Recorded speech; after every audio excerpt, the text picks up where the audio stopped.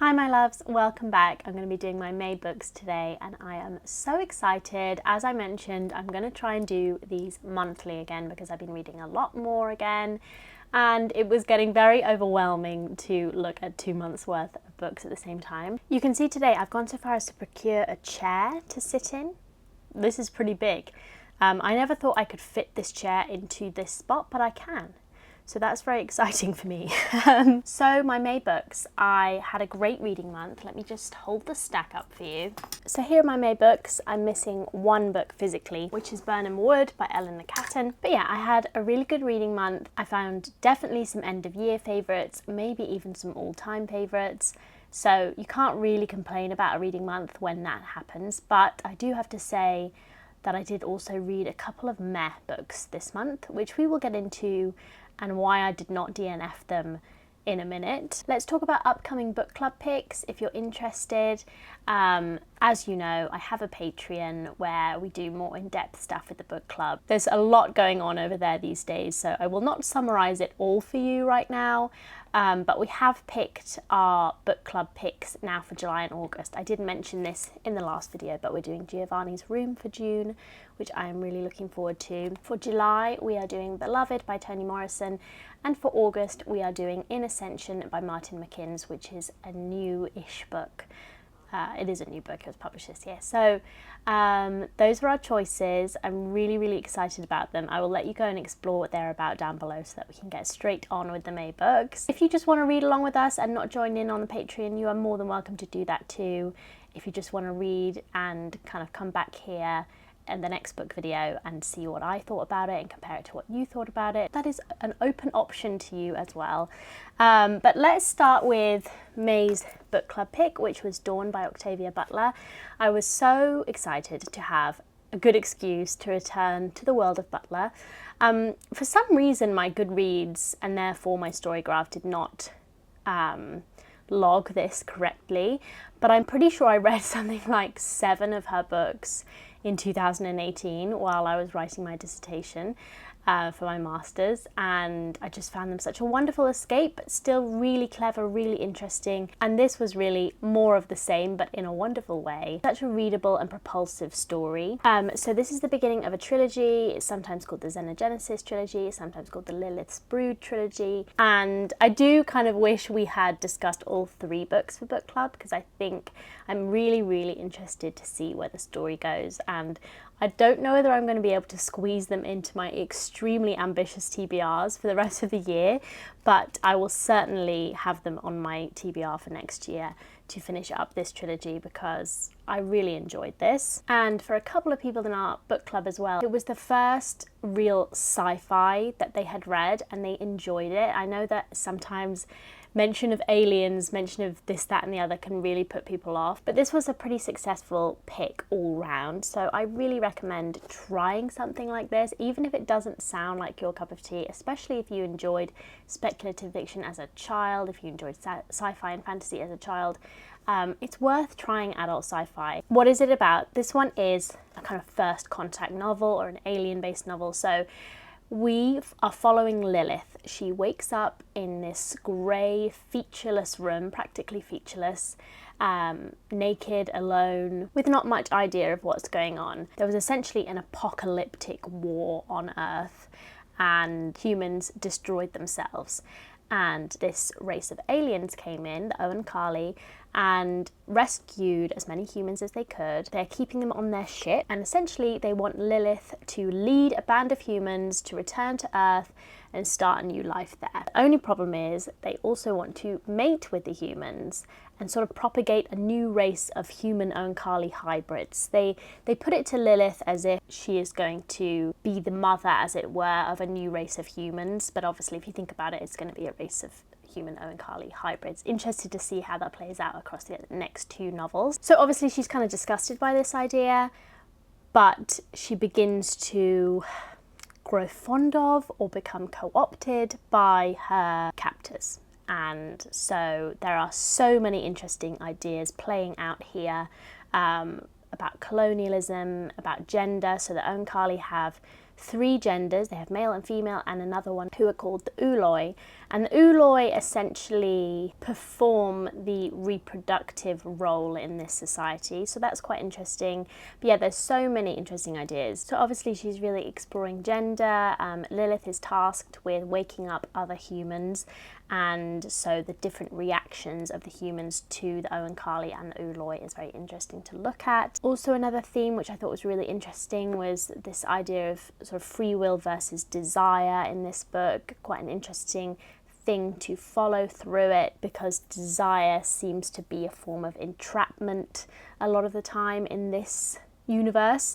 So we had so much interesting discussion about this book. I hosted 2 meetings. If you're worried you can't come to Patreon book club meetings, by the way, I host them usually the last Sunday of every month at 11 a.m. and 6 p.m. BST or GMT, depending on what time zone we're in. BST at the moment, British Summertime.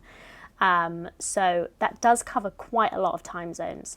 So yeah, I'm hosting 2 meetings for each book now, and so I had 3 hours of wonderful discussion across 2 meetings with this book.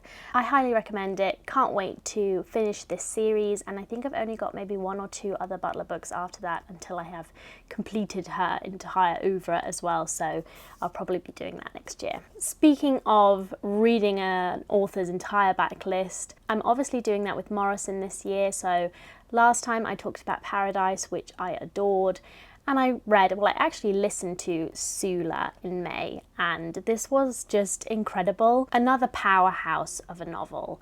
I'm so glad I chose to read all of Morrison's work this year. It has already paid dividends, because not only am I just enjoying the books individually, but I'm loving reading them essentially back to back and just discovering Morrison's maybe progression as an author, or the themes that continually come up in her work, but also how different her work is. I feel like she gets pigeonholed a little bit, but she writes quite diverse novels in terms of what they're about. So this one is about Nell and Sula. It's about the friendship between 2 women.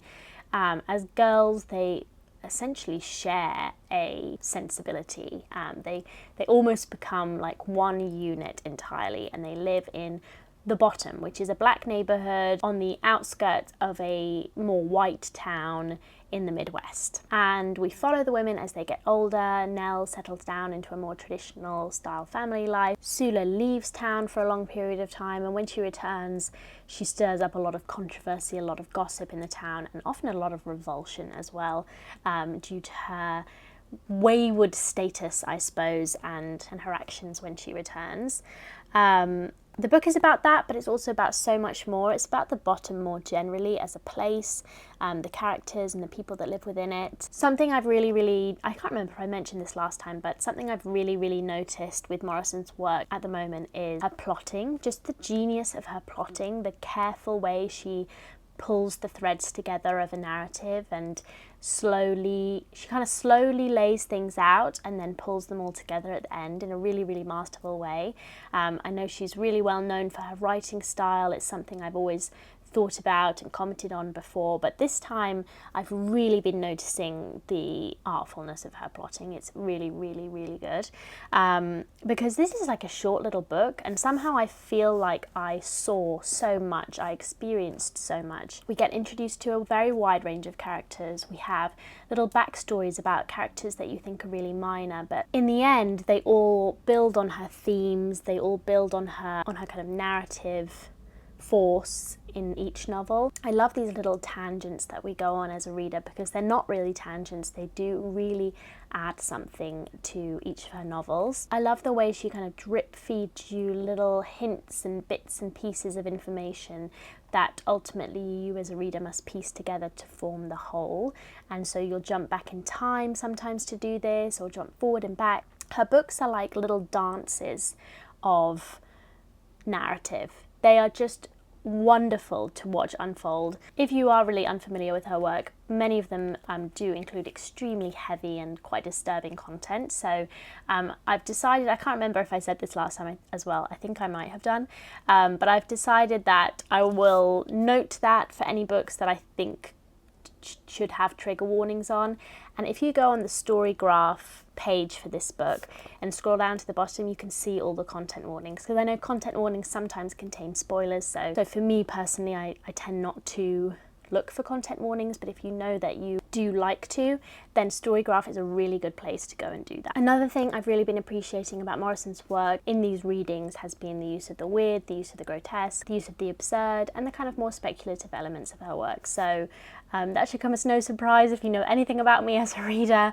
But yeah, I think it's often underplayed a little bit in just general discussions about her work. I'm sure there is a lot in the academic literature, but I also really appreciate that about her work, and I think it describes the strangeness of life in a way that feels very real. It feels, even though it's sometimes otherworldly, it feels very accurate almost, because life is strange. And I think Morrison manages to work that into her narratives in a really successful way. So yes, you must go and read this one. I think this would make a really nice entrance into Morrison's work. It is a little bit more accessible than the likes of Paradise and other Morrison novels that I have read. As I say, it's quite nice and short. And yeah, I think it would be a wonderful starting point, maybe even more so than The Bluest Eye. And yeah, like I said, I listened to this one, read by the author herself, and it was wonderful. And I could still hear her voice in my head many days after I finished it. I do look forward to reading it again at some stage in the future, but it was quite the experience to hear her read it aloud as well. Okay, next up, another fantastic book. This is Augustus by John Williams. I read Stoner last year and absolutely loved it, and I knew immediately that I wanted to read more of Williams's books. So I had heard that his books are very different from one another, not just in content, but literally in style, and therefore I was not that surprised by Augustus, but it is quite noticeable. The styles of the two books are very, very different. So while Stoner was this quiet, sensitive portrait of an English professor living and working in Missouri, this book is about the emperor for which it is named, the Roman emperor for which it is named. It's about his rise to power and then how he ruled over the Roman Empire. And it is written as a series of letters, written by a very wide range of characters. You do have to focus quite hard, at least towards the beginning of the book, just to figure out who's who, because the Roman names as well are tricksy. They all have about 4 different names, and yeah, some of the characters you'll only see maybe once or something as well. So it's quite a big cast, but all focused obviously on describing the life and times of Augustus. Obviously, so much research went into this book, and obviously Williams had a really good grasp on it. From a historical perspective, it's really interesting. I feel like I learned a lot of history. Do I think Stoner suited me better as a reader? Yes, I think so. I prefer that kind of quiet, intimate portrait. For me, I wanted a little bit more intimacy in this novel with our protagonist, and the letters are written quite formally, I think because Williams is recreating that Roman rhetorical style. I don't know enough about it, but that's what I assume he was doing, and so sometimes I felt a bit distanced from the subject. But there's no doubting that this is an extremely accomplished novel written by an author who was a real master of the novel form. I think it also taught me a little bit about what I quite like in my historical fiction. So to me, the perfect historical fiction is Mantell's. Something that is going to get you right up close to your protagonist. You're almost looking through their eyes, the world is created around you, whereas this is just a little different. It's a different take. That doesn't mean it's better or worse, but I do prefer one to the other, I think. There were some absolutely brilliant effects used in this one. Sometimes he splices up the letters a little bit, so you're jumping in and out of people's perspectives, and it gives an almost cinematic effect. It's definitely about the difficulty of really pinning down the real life and real feelings of a historical figure, especially one that was so influential, so powerful. And the novel was not without its tender moments. There were some lovely tender moments in here, and particularly the women gave us some of those beautiful moments. So overall, I really liked this one. I would definitely recommend it. I think it's a worthy read if it sounds like it would be your cup of tea. It probably will be because it's very, very well written. And yeah, I'm looking forward to reading Butcher's Crossing, which I also plan to do this year. And that's supposed to be a Western, so very different again. So the next novel I don't have physically, it's Birnam Wood by Eleanor Catton. I read and loved The Luminaries a few years ago. It's actually, I think, due a reread from me because I'm always developing as a reader and I feel like I might get an even better grasp on it on a second read. Yeah, and I think I read her first book, The Rehearsal. But yeah, I have absolutely no recollection of it, but I do have it on my shelf. So I have unwittingly followed Catton's entire career, I think, and I was very interested to see what Birnam Wood was like. And I was quite surprised that it was so different sounding from The Luminaries, and I can confirm it is a very different book.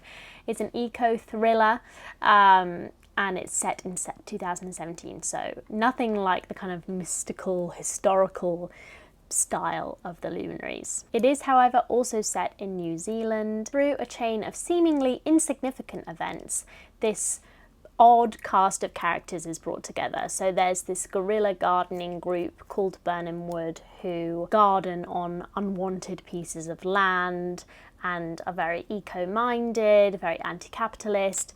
And then we have this billionaire, American tech billionaire, Robert Lemoyne.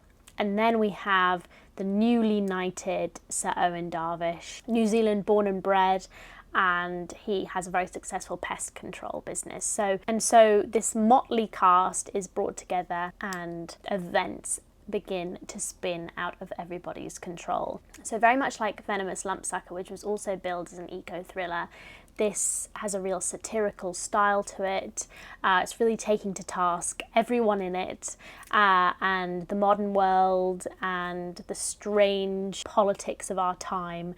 I literally had to stop highlighting because I was highlighting so much because it all seemed so accurate and on the nose and ridiculous. So it's not like as directly funny as maybe The Bowman is, but it is very, very clever in its satire. So I really, really loved the first part of this novel as Catton starts building out her cast and showing us the connections between them and weaving the web that will eventually show us the full picture in the second half of the book. And then the second half of the book gets much more thrillerish. The pacing really picks up and the plotline really takes off. So I missed the exactitude of Catton's writing in the second half, but I appreciate she needed to move the plot on. She needed to, conclude the novel and get these characters to really interact with one another, but I still did really like the first part. For some it will feel too slow, but I really enjoyed it. It is quite a didactic book. There's a lot of politics in there. This will feel jarring and too on the nose for some readers as well. If you know you don't like that in your books, you won't like this one. But again, for me, I really liked it. I feel like it felt very real to life, conversations that I've seen happen in front of me. Catton creates them here very well. So yeah, in the end, I found it quite a fun read because of that thriller aspect, especially seeing Catton kind of weaving her magic in the first half. I just enjoyed it, even though it was quite heavy, I suppose, politically. I always wanted to return to it. For me, this was the perfect literary thriller, the literary page-turner. Clever and also propulsive. The ending is a little controversial. Lots of people seem to absolutely hate it. If you have read the book and you want to know what I think about it, I personally liked it. I think it works within the logic of the book. But yeah, you can tell me what you think down below. Okay, now we're moving into the slightly less successful novels.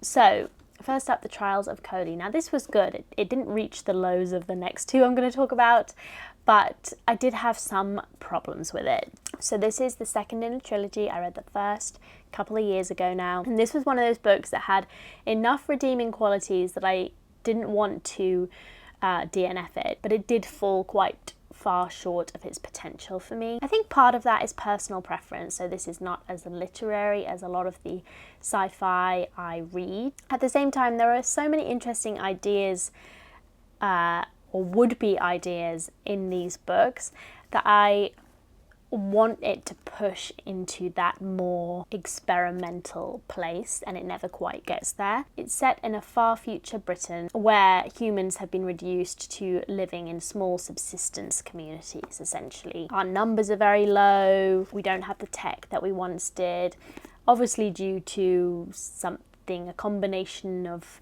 climate change and, rampant capitalism seems to be the reason for this catastrophic fall. Our narrator is mostly Koli, but we also get another perspective in this book, which is Spinner, which was his love interest in the first book, who he has to leave behind in his village. So Koli is sort of banished from his village in the first novel. I don't think that's spoiling it too much. So we get more events from what he left behind in this book, which I appreciated and liked the two perspectives. They speak a new kind of English dialect, which can be a bit annoying for some readers, but I listened to this book, so I didn't notice it so much this time around. I found the audio narration to be pretty good.